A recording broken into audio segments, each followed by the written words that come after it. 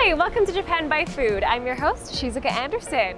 I am in the center of Tokyo today in Shibuya, right next to the fabulous shopping center Hikarie. And today's episode is going to be all about takoyaki, which is basically translated in English as octopus balls. But basically they are flour-based batter balls that are filled with cuts of octopus. And they are really delicious. They're said to have been originated in Osaka in 1935. And since some would say they have evolved to become a soul food of Osaka.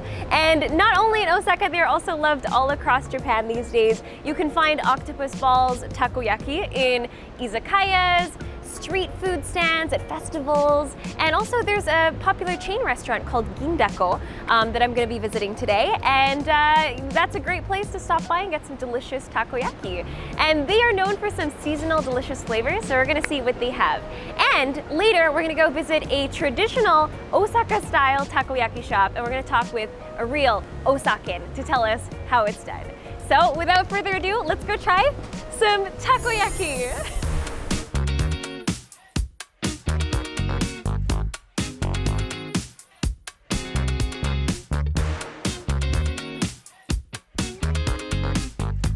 All right, I have the goods. I'm gonna be trying 3 different types of takoyaki today. The first one is gonna be the classic style. Let's take a look. This is our most oh, that just popped open. The most standard type of takoyaki. It is covered in mayonnaise, which is very common for a classic takoyaki, a delicious takoyaki sauce, as well as bonito flakes, and a little bit of dried seaweed called aonori. So these would be your typical toppings. These are also really popular at parties. There's actually something in Japan called takopa, which is short for takoyaki party. So you can actually get a takoyaki maker to cook these at home, and they're a fun party food. Let's give it a try. Itadakimasu! But basically, it's crispy on the outside, which is really nice. The inside is nice and doughy. Not doughy, battery. And the octopus meat, really chewy. Oh, it's so good. Excellent. One thing to note is takoyaki is not always this crispy. I've had a lot of takoyaki that's actually just really soft and battery. Even the outside is really soft. This one I think is a nice twist, like nice crispy and soft combination. This is really good. Let's move on to another flavor. This was the classic. All right, this is our second takoyaki of the day. This is their seasonal takoyaki called Yuzupon oroshi, which is yuzu, a Japanese traditional citrus fruit, and ponzu, which is a little bit of a fruity tasting vinegar, I would say. So yuzu and ponzu, great combination. So it's gonna be a little bit on the sour side. Let's take a look.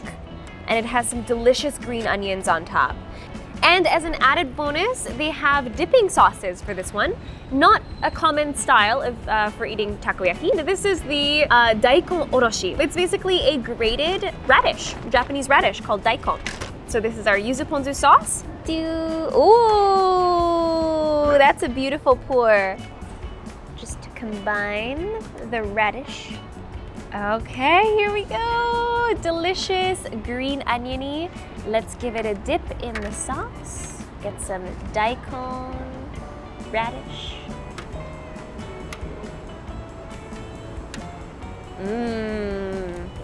Can you see the inside? There's a good chunk of octopus in there. And the inside is really battery, really juicy. And the sauce gives it a really nice acidic flavor, and it tastes refreshing because of the yuzu. It tastes kind of summery. Very good. This is really good. I've never had a takoyaki like this before. I think yuzu ponzu style is very original, but definitely a really very stark difference from the traditional, so it's worth a try. Really good. Well, let's move on to our third takoyaki of the day. Bam! The third takoyaki and our last Gindaco takoyaki of the day. This is one I'm very excited about. This is the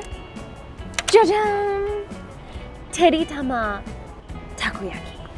So basically this is a takoyaki with a teriyaki sauce, which I know everybody loves. And what's really unique about it is it has eggs on top. It's basically egg salad filling on top, covered in teriyaki sauce. It looks like aonori, dried seaweed, and shichimi pepper flakes on top.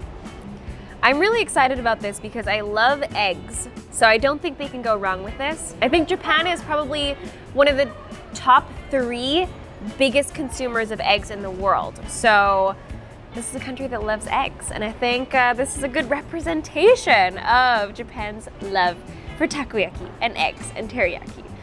Da-da-da! Whoa!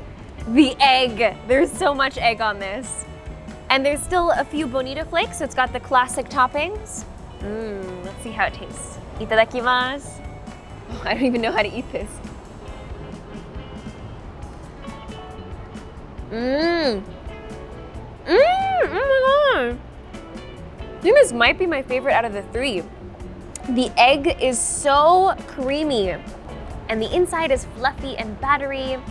You can enjoy the umami of the bonito flakes as well. It's a great combo. I'm just gonna go eat it in one bite. Here we go.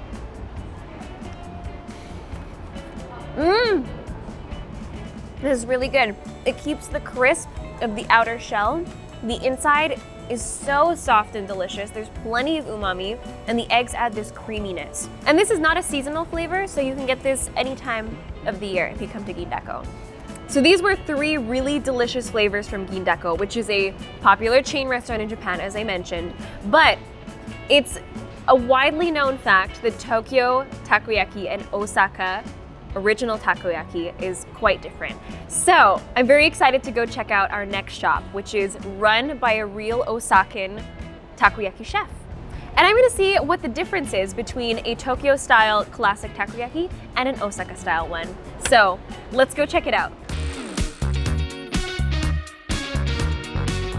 All right, we are here. This is the Osaka-style takoyaki shop called Daikanyama Tempu. And basically, this is a standing bar and takoyaki shop, which is located in Shibuya Daikanyama area in a quieter side street. And I've actually walked by this place quite a few times and I've never noticed it. So let's take a look inside. 代官山店舗代表の桜本正秀です。通称サクちゃんと言われています。今は、テイクアウトとデリバリーだけでやってます。また早くみんなと一緒に飲める日が来るのを楽しみにしてます。ぜひお越しください。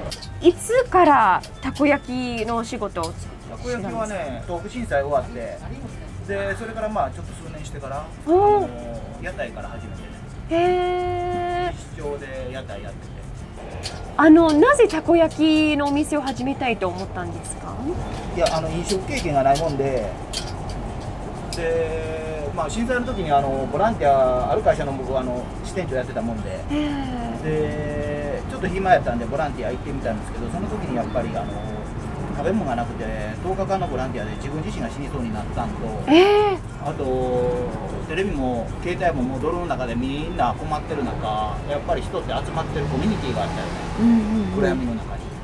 やっぱり食べ物とやっぱコミュニティって絶対大事やなと思って、それでやっぱりそういう店を作りたいなと思ったんです。震災がなかったら僕は、まあ、会社の役員かなんかで一生終わってたんやけど、全部捨てて。生活は苦しくなったけどね、でもやっぱり人が集まる店になったし、今はちょっと無理やけどね、とてつもない数の人がここで交流して一緒に出会って結婚したり、仕事一緒にやりだして、まあ、成功したり、人と人が交流できる場所なんですよ。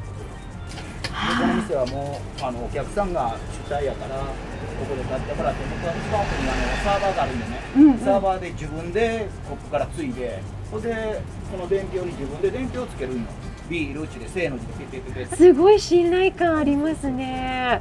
世界中の人がやっぱりそういう気持ちは持ってるよね。どこの国はどうやこうやっていうことなくて、日本人やからそういうの成り立つねんじゃなくて、このエリアやから成り立つんじゃなくて、本来人間っていうのはそういうもんなんよね。ちゃんとやっぱり信用してるよっていうのが伝わればね。本当にすごい深い、すごい素敵。たこ焼き美味しい運の世界やないよね。ですよそのね。思いを食べにこの店に来てるっていう雰囲気も。すごい。That was actually super deep. やっぱり大阪のたこ焼きが美味しいっていう方が多くて、東京のは違うって結構聞くんですけど。食べてみたらちょっと食べれますか？もうそろそろ一回。いや、ぜひ食べてみたいです。Yeah, take a look at the takoyaki. There's some dancing katsuobushi bonito flakes and aonori dried seaweed. And of course, mayonnaise on top. This is the classic style, but all of the ingredients, he says, are from Osaka because he loves Osaka. And I asked him, what is the difference between Tokyo and Osaka style takoyaki? And he says, why don't you give it a try? So I'm gonna give it a try and see if I can taste the difference. Here we go. Itadakimasu.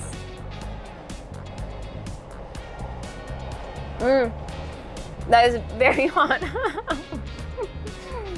Oh my goodness, it is creamy. I think that's the biggest difference that I get so far. The inside is so creamy. Very soft, very doughy and delicious, and of course the takoyaki is nice and chewy. But it's even softer than the one that we had at Gindaco. It's totally different. Wow, that was so amazing. And I think I've discovered what the difference between Osaka and Tokyo is. So this is actually the most famous takoyaki here at this shop. This is the olive oil and salt takoyaki. And it was originally introduced, the idea was introduced by the editor-in-chief of a very popular food magazine in Osaka, who suggested that this combination would be perfect with his style of takoyaki. So let's give this a try. Itadakimasu.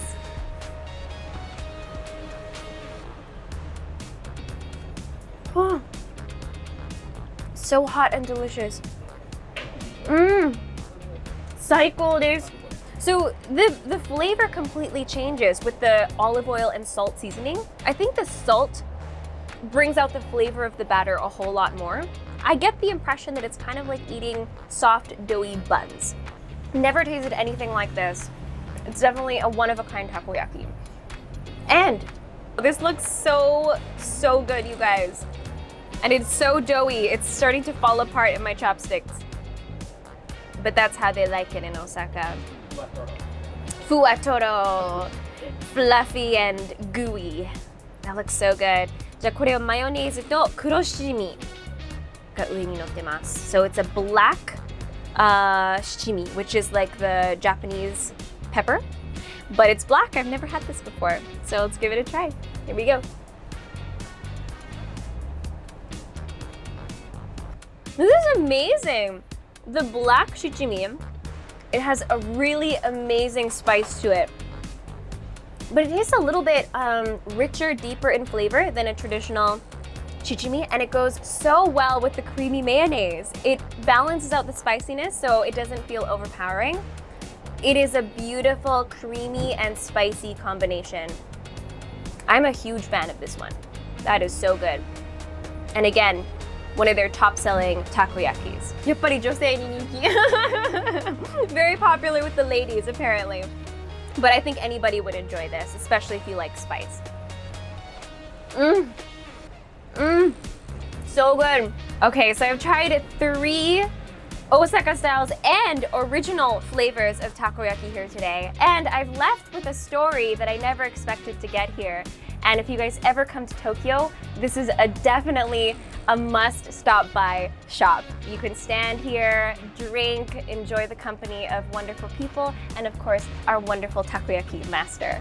And yeah, I think I've learned a very important lesson about the difference between Tokyo and Osaka takoyaki. They're both delicious, different styles, but I think the message here is there's a lot of heart that goes into Osaka soul food, which is takoyaki. So anyway, I hope you guys enjoyed this video, and I hope you definitely do come by. And thank you so much, Sakuramoto-san. This was such a wonderful experience. これからも頑張ってください。Thank you so much. ごちそうさまでした。Thank you. And see you guys in the next episode of Japan by Food. Bye.